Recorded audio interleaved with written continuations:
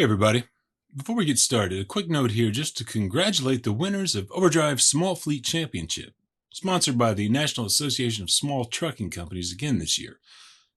At NASTC's annual conference last Thursday night, November the 2nd, Butterfly Express out of Silt, Colorado walked away with the title belt in the 3 to 10 truck division. Indiana-based L&L Trucking then took home the 11 to 30 truck title. Stay tuned later in the week for more from both winners, as well as fellow finalists Wallace & Sons Transport and K&D Transport, right here on Overdrive Radio. You can find more about all 10 of our semi-finalists in this year's program via overdriveonline.com/small-fleet-champ. That's small fleet champ. Okay, here we go.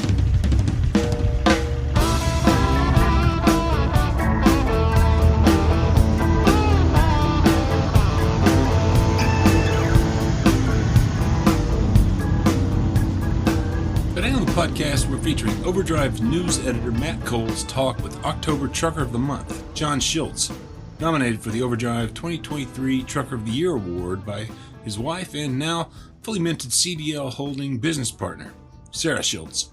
The two run a two-truck fleet as a team and pull alongside each other in a pair of rigs hauling fresh vegetables to canning operations in the Midwest during harvest season and flatbed and RGM platform freight much of the rest of the year. You can probably guess just what they've been up to in recent times out of their Wisconsin home base. As John put it, it's raw vegetables, raw product, and it is go till your eyeballs fall out, pick them up, clean them off, put them back in, and go some more.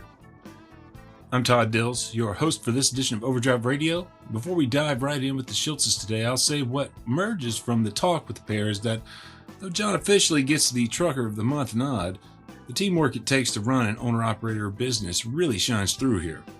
John's quick to credit Sarah with a large part of his recent year's success, buttoning up the biz to where it is today.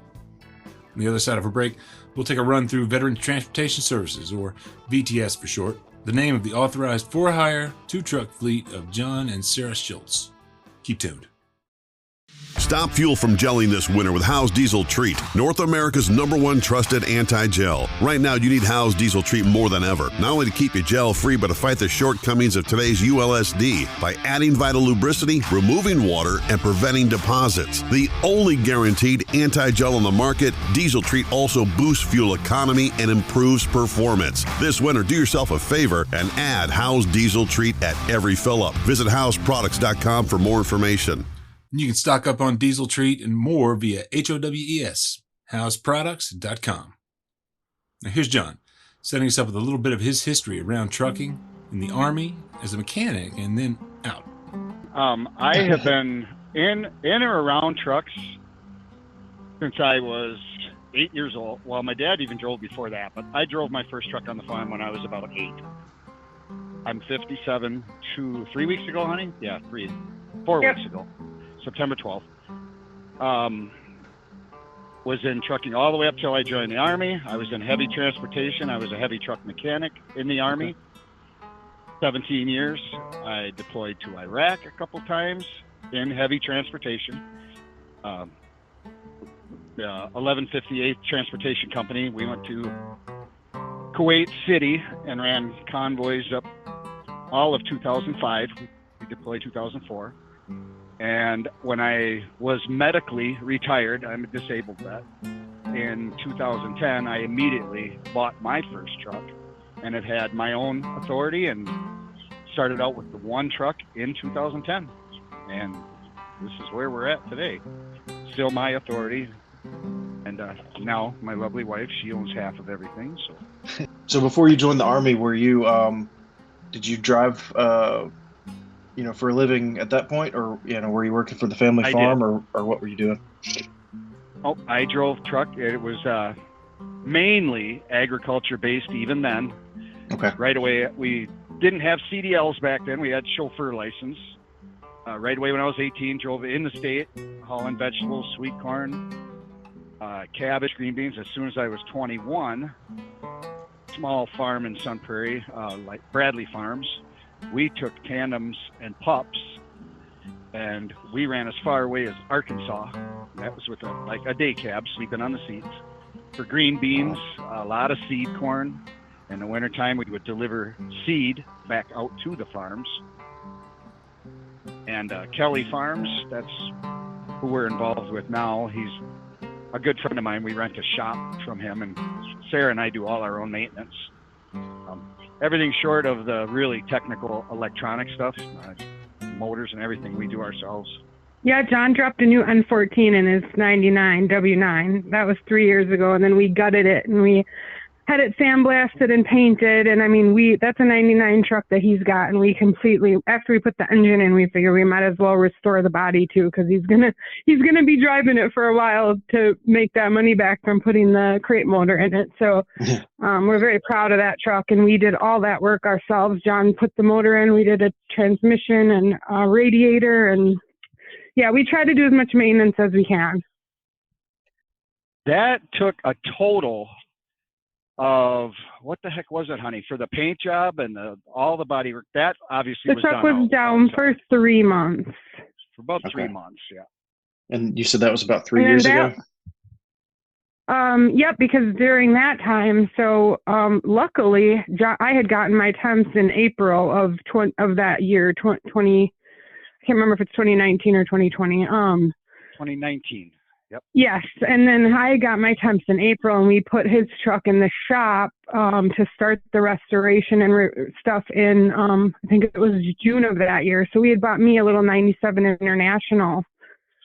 So we were both literally in that truck for a couple of months. You know, he was training me while his truck was in the shop. So it worked out great because we still had income, money coming in while his truck was down, which wasn't really planned, but it just worked out that way. Which ended up working fabulous because it just took them a little bit longer, the shop, than they anticipated. They told us maybe 8 weeks, but it ended up being more like 12. But literally, they took every rivet out. When I say sandblasted it, I mean everything came off it. We got an RGN, and we loaded it on an RGN, and we took it to a guy that sandblasted the frame and everything, and then we took it back to the shop, and they painted it. So it's everything on that's been touched, and mostly by John and I, and we're super proud of that.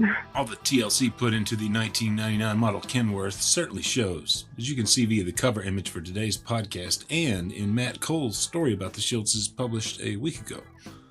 John Schiltz turned back to his 2010 retirement then from the Army, and the decision to, as Matt Cole put it, jump in with both feet as an owner-operator at the time. Here's John. I've always loved it. I've always been around it, my whole family. Truck farming, if you will, that's an old term. Grain, you'll find me either in a combine, which Sarah and I own. We do a little bit of custom combining. We're just dabbling in that now, but I've always been in trucks. I've loved them. I've worked on them, and just absolutely just love them. Learned I do oversize RGN work, step deck. That's one of them, I call it our secrets, if you will, to stay diversified, I guess, flexible. This fifth wheel on the back of the truck will hook onto anything. I am not tied down to any specific trailer. We do own our own flatbeds, but right now we're hauling like open top vegetable trailers, grain. I think you got into trucking though because it was what you knew, right? Like you knew trucking. And when you looked at the broader picture and said, gee, what am I going to do, right? You said, well, I know trucking, so that's where I'm going to go. And that kind of drove your decision to jump into the trucking. Yep. And I know them. Yeah, you're right, Sarah. And it all means something to me too. It's not just familiarity. It's been I really love it. It's getting rough nowadays the way everything's going, but. So you said you had some family history in it. I guess your dad was a driver, and was there history prior to that? Yep. He was an over-the-road truck driver he was in the Navy, career Navy, until I was probably 5, I think, is when he retired, and immediately came home to Wisconsin and right into trucking. And my whole family's been in trucking too, so that's kind of funny because my dad's been a truck driver my whole life. So when I told him I was marrying a truck driver, he definitely had something to say about that. Was that positive or negative, that reaction? No, that's what I said. And then when I told him I was going to get my CDL, that was even better. So, yeah, too funny. I knew my way a little bit around government transportation, and it's called USPFO, United States Purchasing and Financing Office. That's who puts equipment out on the boards. They get it out there for people to bid on and stuff like that. I knew a little bit about that. Mm-hmm. And I did haul military loads. And, but no, I just knew a little bit how to handle and talk to different brokers and make phone calls, and pretty much jumped in. Yeah. And knew it was just going to take 110 gallons of hustle. That's pretty much it. You started out doing ag or flatbed or a little bit of all of it? Started out, yes, with one of the companies that I hooked up with was a previous employer of mine. His name was Phil Seston. I worked on the farm with him and his uncle Alan Kelly. That farm had ceased operations while I was in the Army. So when I got out, Phil is now in charge of all transportation at H&N Brothers and Hartung Brothers in Madison, Wisconsin. They're a big agriculture and reefer based. So that first year I was hauling green beans, some vegetables with them, and immediately got into really large cucumber harvesters. I would move their harvesters from Texas to Indiana and then back and follow the harvest back and forth for cucumbers. And then when we dropped the machines, of course, then I would grab one of it's called an open top trailer, and haul seed corn, green beans. See, I think we hauled some cabbage. Matt, these harvesters are gigantic. The one harvester he hauled, it makes the truck look like a matchbox. They're giant. And are those permitted loads? Definitely permitted. Yeah, those were permitted. You had to have escorts and stuff. 14 feet wide. Yeah, escorts front and rear. Okay. Yeah, I've got one harvester that was almost 18 feet wide. Yeah, they're pretty crazy. We haven't done, you did harvesters this year too for Plainfield. Yep, I did them for Plainfield Trucking. That's who we're working with a lot now. They're we're the very, very small partner, but I call them, my partners that I partner up with. They're a big company. They have hundreds and hundreds of trailers and hundreds of power units. But they take outside contractors like myself in the big time of the year because they're needed, you know that. So that's where we are now. But no, I did not have any business. I just knew I was going to have to, from my military side, I knew I was going to have to maintain my truck. Did not know Sarah at the time. I keep all brand new tires on it. If it squeaks, it gets fixed. Mm-hmm. There's no shortcuts in our little world. There's no buying Chinese knockoff parts. Nope. I spend the money. We have to with the safety regulations and the laws, and we don't endanger. I refuse to endanger a family or anything like that. I refuse. We pride ourselves on our safety record. I tell people, I trained with John for 6 months before I got my CDL, and I learned so much, and I realized not everybody nobody has that opportunity anymore because now you have to go to a driving school. But he taught me so well, and I go out on the road and it's respect for other people, respect for my equipment, respect for, myself. And I look at some of the way people learn to drive in it. I wish everybody could learn that way. There was an awesome student. I taught a little bit in the Army. So we talked, Sarah, did we talk to the CDL examiner before I started training you? If he would accept me as the trainer, I think we did. Oh, I think we just had to ask. So honestly, it started as a conversation. We were my son that I brought into the marriage, Elijah, our son, he had graduated and actually got a full ride to Harvard. He got a full scholarship to Harvard. So he had, good for him. Yeah, we're very proud of him. Yeah, he had left for school. So I was literally just kind of home, struggling a little with what was I going to do, and then I started going with John a little bit in the truck a little more because I had that flexibility to do that. And we literally were just talking one day, and we were talking about maybe getting like a hot shot, right? And I was like, what would that look like? Maybe I could, because we were doing a lot of installation local at the time. From here, right by our house in DeForest, we were doing installation like Iowa and, Minnesota. And I said, what if I just got a hot shot and we did, I could kind of go with you then. And then we thought, well, that escalated to let's team drive. And that escalated to, well, why be in one truck when we could be rolling 2 trucks? And that's where it started, honestly. It was just a conversation one day in the truck, and we really just took it. Crazy ideas in the whole world were born. We took that idea and we literally just ran with it. Home, I think like even the next week, and I just started making some phone calls and realized, yes, I can just go get my training certificate. I can pass that written test. I can jump in the truck with John. He can train me. And our biggest hurdle was insurance. Mm-hmm. Because we weren't sure if I was going to get insured. Granted, I was 40 when we started this, and I did have a really good driving record. But John made one phone call, and people still call us liars, Matt. They honest to God do. Because John made one phone call to his insurance company, told him what we were thinking about. His insurance agent told him, I tear up every time I tell this story. He told him, you have her send over her driver's license as soon as she has the temp information. They insured me. Before I even had my CDL. Because that's how impeccable John's safety record is. Yeah, that's awesome. People still don't believe us. I have not had a parking ticket. Knock on wood. Lord, hear my prayer. I have not had a parking ticket yet. Yeah. Well, you haven't had anything in your truck, though. That's my point. Is 3 years now, and I haven't had 0 infractions, 0 anything. So I think that's a testament, again, to the training and just, what you learn.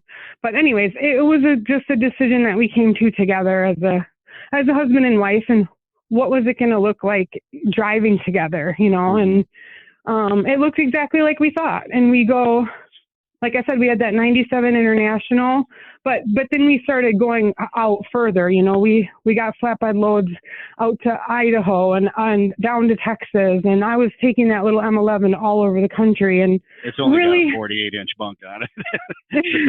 The dog takes the bed, you take the seat. And really, I was just having a hard time keeping up with John, and so then we decided that's when we were going to upgrade. So we decided we were going to sell that truck if I was going to be going all over the country with him and not just stay in the Midwest. So that's when John found the 13660 that I'm in now. And yep, we got that, and it's much more comfortable. And that was a great business decision, because that truck, we got the truck and trailer for a steal. And the guy had just freshened up the motor, and it's got an ISX 15 in it. It's a workhorse, and I absolutely love that truck. So it worked, and I'm so happy with where we are, and I'm so proud of us. Pair of owner-operators are looking ahead to some change this year, John said. This year is going to be a little bit different than our normal year, because we just got some family issues to take care of. Sarah might take a little bit of time off. Mm-hmm. So I will be working with, it is agriculture based again. It's rank seed. We're going to be hauling some seed corn out to family farms, but we kind of go with the flow after the harvest. We do a lot of stuff we've got only 2, honey, is that right? About 2 brokers that we really trust off the top of my head. Yeah, there's a few brokers that we know that we'll work with. We do have a few direct customers of our own that we always check with first.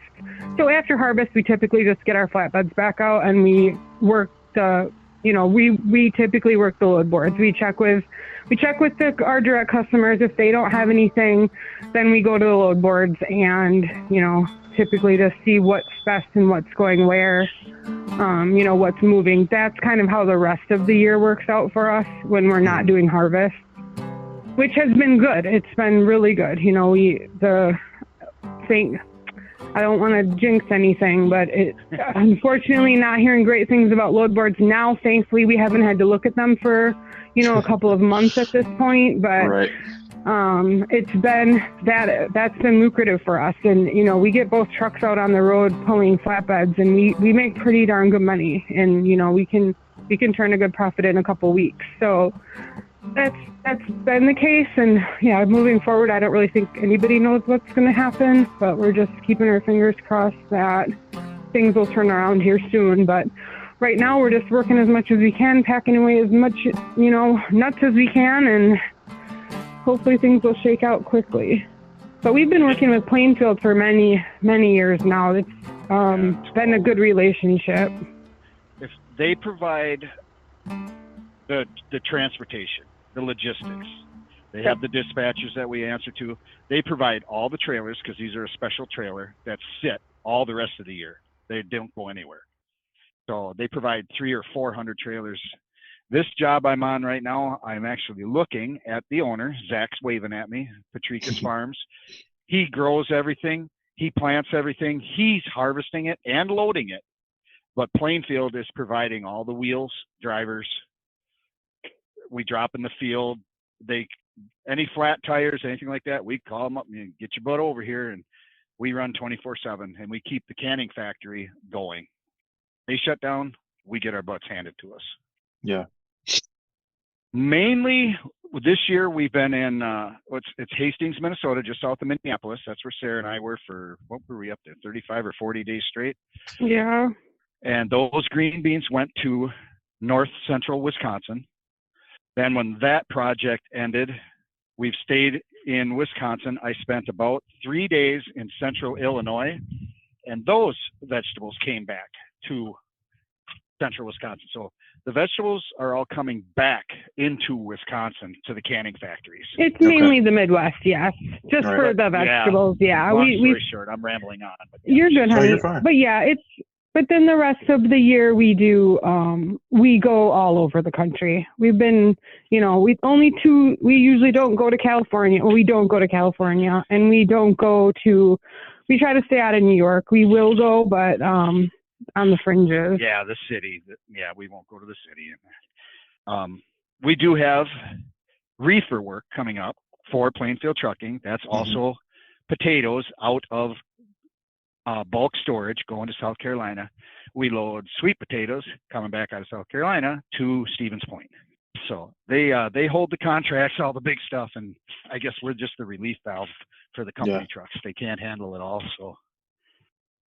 And we try to work in some fun in there. Like 2 years ago, I had both trucks out by, I want to say, Niagara Falls again, honey. Hoover Dam. Hoover Dam. And other side of the country. I'm the navigator. Yeah. we dropped the trailers at a casino there, and we bobtailed John's truck to Niagara Falls, and that was super fun. So Hoover we Dam. try to get, Hoover Dam.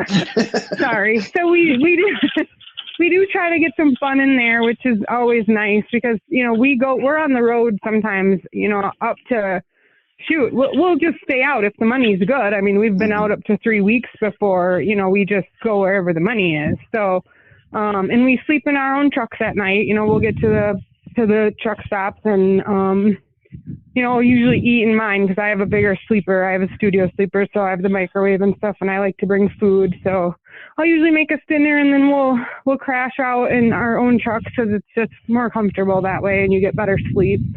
But anyways, yeah, we bobtailed his over to the Hoover Dam, and that was so fun because you have to drive through all the people, and everyone was looking like, what are you doing in here? And they had to search the truck before we went in, and they had some dogs sniff around security. it. So to make sure that, we weren't trying to bring anything in, but that was really fun. And just trying to do fun stuff like that when you're out and working so hard helps it not feel like so much work. Yeah. So we definitely try to have fun with it too. So do y'all always try to get kind of loaded go in the same direction, particularly during flatbed season? Y'all try to go to the same parts of the country? We try to keep both the trucks together if at all possible, and you'd be surprised how that has worked out in our favor, especially with flatbed stuff, because you're dealing with a lot of cranes, a lot of job site deliveries, and they do not want to mess around with, well, where's this truck? I don't know. They brokered that out to another company. I have no idea. So And we can usually get a little better rate when we tell them, hey, we are husband and wife. We have 2 trucks. We run together. You will not have to worry about where one is ever. Like, we're very particular about we're where we say we're going to be when we say we're going to be there. And, and if they know, hey, my 2 loads are together, that usually works in our favor to get a little bit better rate. But yes, it's been definitely, we have been blessed in that area. I think it's only been a handful of times we've had to split up. And in the 3 years now I've been driving, so that's been really nice. Right. As a team, John and Sarah Schiltz have come a long way on the bookkeeping side, which has led to the ability to better analyze performance over time. And as you'll hear, they've also come to some in-house maintenance teamwork as well. Pretty much, Sarah, we just do draws. I'll admit, probably I should be better at that. Sarah's a great money manager. She is in charge of that. We just use a computer program, QuickBooks. Every single thing ends up in my wallet, a receipt. And I'll give her kudos to that. My first few years, I didn't do that. I just went out. We've definitely come a long way in the bookwork aspect. And yes, I will take credit for that because I was going to school for accounting in the 2016, 17. So I kind of had a little bit of knowledge in that area. So when I came in, I really I was helping with the bookwork before, when John just was trucking. But now that it's 2 of us, obviously it's a lot more. So, but I still do it all. Still do, quarterly our expenses. We track all that quarterly to see, if we're on track with prior years, prior quarters, how it's looking. But yes, we just use QuickBooks Online because we just switched over from the desktop version, which was great. But online's been okay so far. And yep, to pay ourselves, we don't really cut ourselves checks like John said. If, we have to make our truck payment, we do. If we have to pay our mortgage, we do. We just, being it's him and I, and Wisconsin's a marital property state, we share all the expenses, we share the income.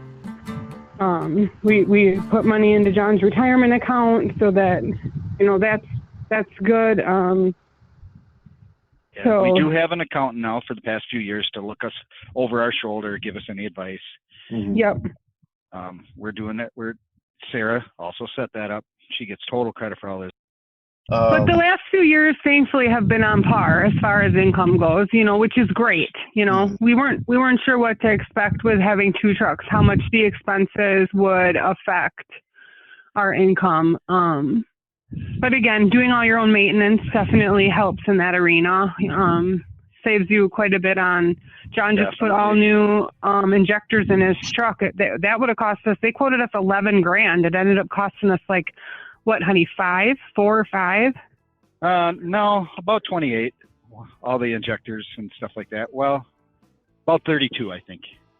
Yeah, so I did it myself. A friend of mine knows how to set all the overhead. He knows how to set. He taught me again, refreshed my memory from the Army, and I did them, and it's been running great now for 3 months, 4. Yep. So that's awesome. And we do a lot of that together, which is fun. We just did all the rears on all the trucks. So we have a system down where I'll help take off all the tires, and I've learned how to do brakes now, and I can put brake pads on all by myself, and so it's so fun to learn all that together and do it together as a team. Big congrats to owner-operator John Schiltz for the October Trucker of the Month nod. Stay tuned in the coming weeks for more from all of our monthly honorees in the 2023 Trucker of the Year program as we run toward a selection of 3 finalists for the year and eventually the big winner. For now, in the post that houses this podcast for November 6, 2023, you'll find a playlist featuring talks with all 10 of our Trucker of the Year contenders from this year. It's quite a wealth of stories and helpful tips on practices and information for owner-operators all around the industry there. You can find it via overdriveonline.com/overdrive-radio or wherever you're listening. I'll post a link to it in the show notes. Overdrive Radio is on Spotify, SoundCloud, Apple and Google Podcasts, TuneIn, most any platform.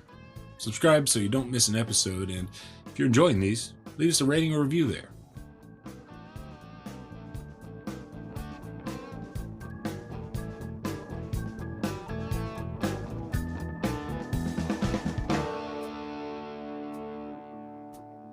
Overdrive Radio is a production of Overdrive, the voice of the American trucker. It's edited and produced by me, Todd Dills, with the acoustic guitar and other support of trucker-songwriter Long Haul Paul Marhofer. The theme is Legend of the Snake Man by Marhofer, featuring the guitar work of Travis the Snake Man himself, Lamick, Terry Two Socks Richardson on bass, keys by Tishomingo Jim Whitehead, and on drums, Andrew Marshall. The podcast is then backed up further by Overdrive's own news editor, Matt Cole, who we heard from today, of course. Executive editor Alex Lockie, and video editors Lawson Rudisil and Andrew Glenn. Until next time, keep it going.